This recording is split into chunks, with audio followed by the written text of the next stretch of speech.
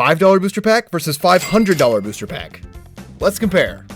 So before we get into it, I'll explain why the Portal 3 Kingdoms pack cost over $500. This set was released in 1999 to expand the popularity of Magic the Gathering in the Asian and Pacific markets, so most of the printings were done in Chinese.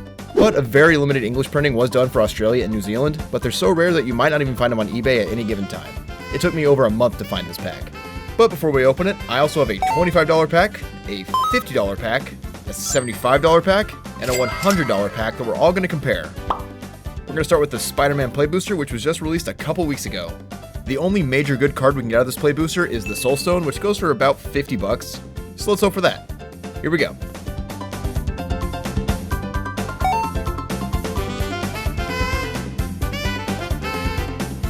Next up, we have Modern Masters 2015.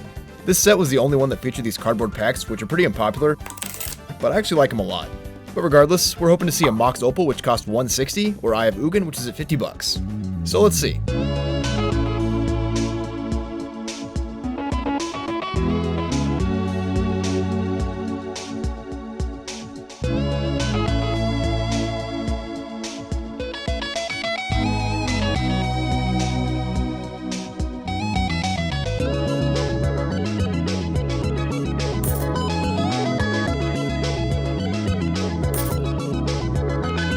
Alright, moving on, we have Mercadian Masques, which has the chance to contain Rishadan Port, which costs 50 bucks normally, or 400 as a foil.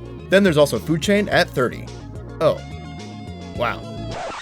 But first I have to say thank you to Foil Armor for sponsoring this video. You know, the reason foils bend and warp so much in your decks is because there's too much moisture in the air, and that eventually goes inside the card, which causes the whole thing to just kind of warp in. But that's where Foil Armor comes in. Foil Armor sells two-way humidity control packs like this 8 and 33 gram pack, which keep all the moisture outside of your card. For the big 33 gram pack, you'd want to put it inside of a deck box like this, just like that, and this would be more of a long-term storage solution. You can do this in long boxes, whatever you keep your stuff in.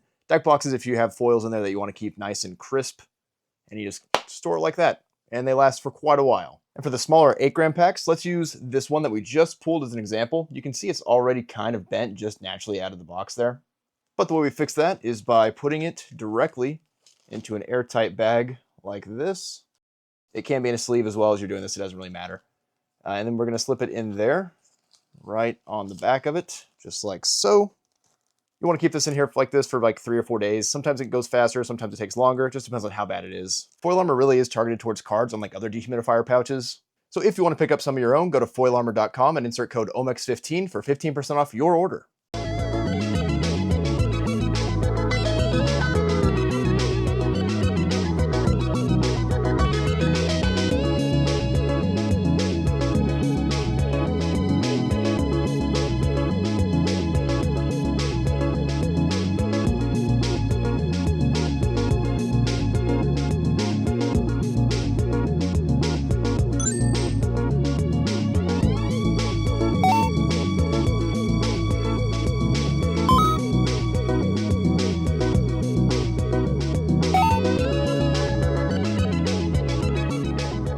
We're getting crushed so far, but hopefully the dark can save us.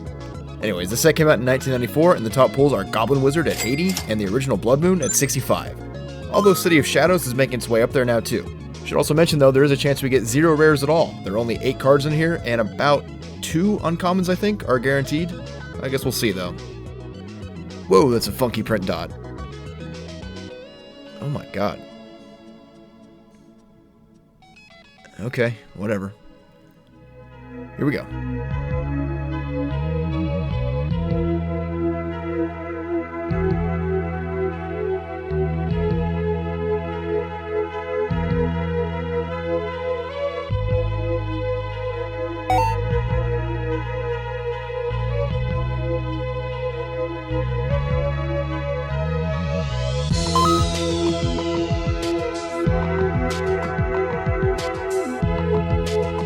Next up, we have Urza's Legacy, which could absolutely save the sinking ship with a Grim Monolith, which is at $375 and up to $2 grand to foil.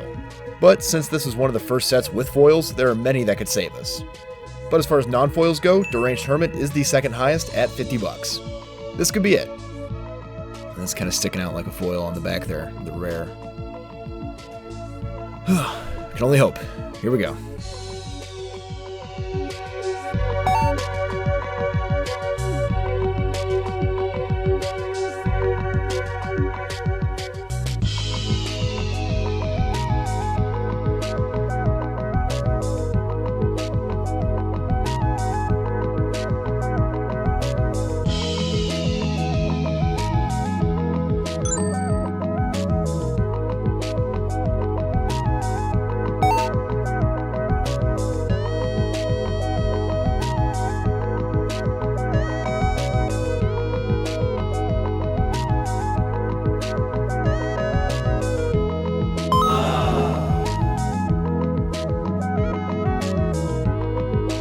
Now we're at the big one.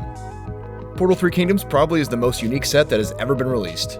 The top card in the set is Imperial Seal at $800 and Zodiac Dragon at $600. But beyond just raw value, this set has some super interesting legends that I'm sure most of us have probably never seen before. The top uncommon is Imperial Recruit at $130, and then the top common is 3 Visits, which is $85. So hopefully we see lots of good stuff. We've got 10 cards in here.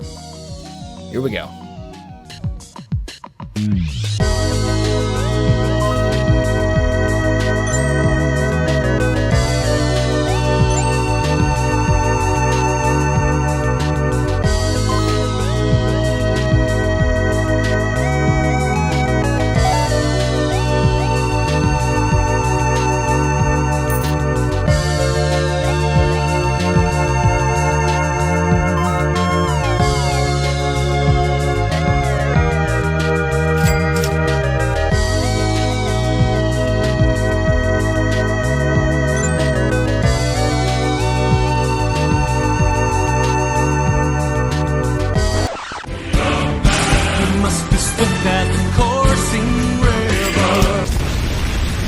Hey, I'm back. That was a bummer. But you know what's not a bummer? This video, which just got put on my second channel, where we only use Stormcrows. Took an hour and a half.